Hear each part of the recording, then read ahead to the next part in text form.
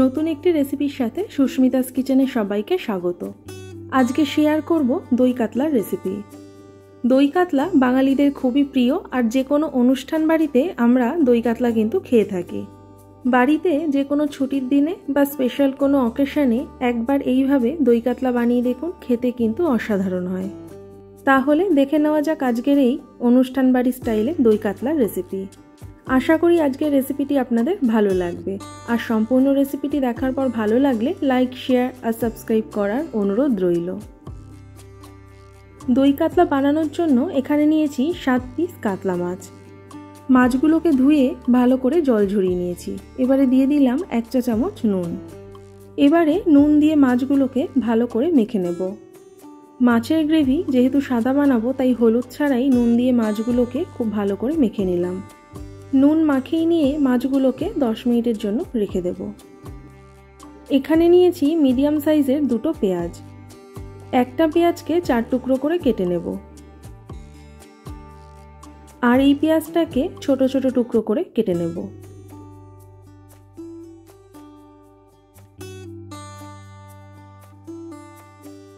পেঁয়াজটাকে ছোট টুকরো করে কেটে নিয়েছি, এবারে আলাদা করে রেখে দেব।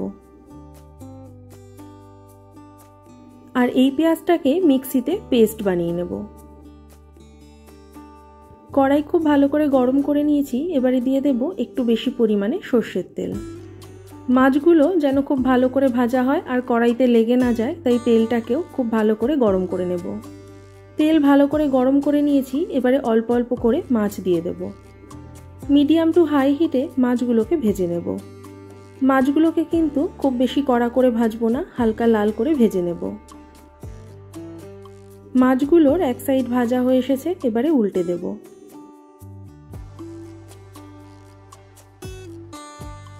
মাছগুলোকে হালকা লাল করে ভেজে নিয়েছি, এবারে তুলে নেব।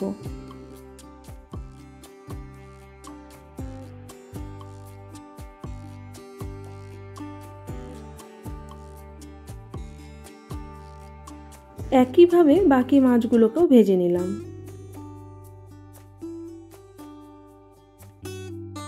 সব মাছগুলোকে ভেজে নেওয়ার পর এবারে এই তেলের মধ্যে দিয়ে দেব একটা তেজপাতা, একটা শুকনো লঙ্কা, কয়েকটা গোটা গরম মশলা আর 1/2 চা চামচ গোটা জিরে। ফোড়ন হালকা ভেজে নিয়ে দিয়ে দেব পেঁয়াজ কুচি। পেঁয়াজগুলোকে হালকা লাল করে ভেজে নেব।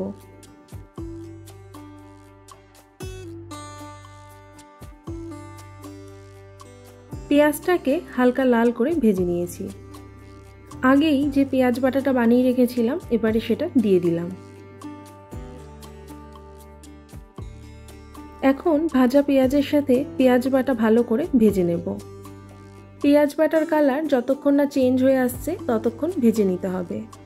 এবারে পেঁয়াজটাকে ভাজতে ভাজতে মশলা বানিয়ে নেব। মশলার জন্য নিয়েছি 2 ইঞ্চ মতো আদার টুকরো, 4 থেকে 5টা মিডিয়াম সাইজের রসুনের কোয়া আর 9 থেকে 10টা ছোট সাইজের লঙ্কা। ঝালের পরিমাণ কিন্তু একদমই নিজেদের ইচ্ছে মতো। এবারে অল্প জল মিশিয়ে আদা, রসুন আর কাঁচা লঙ্কার স্মুথ একটা পেস্ট বানিয়ে নিলাম। এদিকে পেঁয়াজও ভাজা হয়ে এসেছে আর পেঁয়াজের কালারও চেঞ্জ হয়ে গেছে। এখন এর মধ্যে দিয়ে দেব বানানো মশলার পেস্ট, আর দিয়ে দেব স্বাদ মতো নুন। এবারে সব মশলাগুলোকে ভালো করে মিশিয়ে নেব। আমার বানানো রেসিপি যারা নতুন দেখছেন, সম্পূর্ণ রেসিপিটি দেখার পর ভালো লাগলে অবশ্যই চ্যানেলটিকে সাবস্ক্রাইব করে দেওয়ার অনুরোধ রইল। আর যারা পুরনো বন্ধুরা আছেন অবশ্যই কিন্তু পাশে থাকবেন। লো টু মিডিয়াম হিটে বেশ কিছুক্ষণ মশলা ভালো করে কষিয়ে নিয়েছি। এবারে দিয়ে দেব 1 চা চামচ ধনে গুঁড়ো, 1 চা চামচ জিরে গুঁড়ো, 1/2 চা চামচ মৌরি গুঁড়ো। আমি এখানে মৌরি কড়াইতে ভেজে গুঁড়ো করে নিয়েছি। মৌরি এইভাবে ভেজে গুঁড়ো করে স্টোর করে রেখে দিলে যে কোনো রান্নায় কিন্তু ব্যবহার করা যায়। আর দিয়ে দিলাম সামান্য গোলমরিচের গুঁড়ো, স্বাদ মতো চিনি আর 1 চা চামচ ঘি।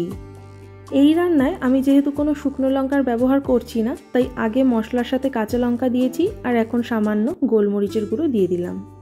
এখানে শুকনো লঙ্কার ব্যবহার করলে গ্রেভির যে সাদা কালার সেটা কিন্তু আর থাকবে না। সব মশলাগুলোকে মিশিয়ে নিয়ে কিছুক্ষণের জন্য লো টু মিডিয়াম হিটে মশলা ভালো করে কষিয়ে নেব। এবারে বানিয়ে নেব আরেকটা মশলা। তার জন্য নিয়ে নেব 10 থেকে 12টা কাজু বাদাম, 5 থেকে 6টা কিশমিশ, আর দিয়ে দেব 1 চামচ চারমগজ। প্রথমে মিক্সিতে শুকনো গুঁড়ো করে নিয়ে তারপরে অল্প জল মিশিয়ে স্মুথ একটা পেস্ট বানিয়ে নিলাম। এদিকে কিছুক্ষণের জন্য মশলা ভালো করে কষিয়ে নিয়েছি। এবারে বানানো কাজু বাদামের পেস্ট দিয়ে দেব। মিক্সির বাটিতে অল্প জল মিশিয়ে দিয়ে দিলাম। আর দিয়ে দেব 3 চামচের একটু বেশি ফ্যাটানো টক দই। সব মশলাগুলোকে আবার ভালো করে মিশিয়ে নেব। মশলাগুলোকে মিশিয়ে নিয়ে 2 মিনিট মতো লো টু মিডিয়াম হিটে ভালো করে কষিয়ে নেব। আমার বানানো ভেজ ননভেজ বিভিন্ন রকমের রেসিপি আছে, আপনারা চাইলে অবশ্যই চেক করে নিতে পারেন। কাজু বাদামের পেস্ট দেওয়ার পর মশলা কিন্তু একটু পরপরই নাড়াচাড়া করে নিচ্ছি, না হলে কড়াইতে মশলা লেগে যেতে পারে। মশলা ভালো করে কষিয়ে নিয়েছি আর মশলা থেকেও তেল ছেড়ে এসেছে। এবারে দিয়ে দেব অল্প পরিমাণে জল। মশলার সাথে জল মিশিয়ে নেব, যদি জলের প্রয়োজন হয় তারপরে আবার জল দিয়ে দেব। জল একটু কম হয়েছে তাই আরও একটু অল্প করে জল দিয়ে দিলাম। দই কাতলা যেহেতু একটু মাখা মাখা হয় তাই জলের পরিমাণ একটু কম দিলাম। মশলার সাথে জল ভালো করে মিশিয়ে নিয়ে মিডিয়াম হিটে ফুটতে দেব। গ্রেভি ফুটে উঠেছে, এবারে দিয়ে দেব ভেজে রাখা মাছ। এই সময় যদি মনে হয় জলের পরিমাণ কম আছে তাহলে হালকা গরম জল অল্প পরিমাণে মিশিয়ে দিলেই হবে। মাছগুলোকে গ্রেভির সাথে ভালো করে মিশিয়ে নেব, আর এই সময় অবশ্যই কিন্তু নুনের পরিমাণ চেক করে নিতে হবে। মাছগুলোকে মিশিয়ে নিয়ে লো হিটে আবার 1 মিনিট মতো ভালো করে ফুটিয়ে নেব।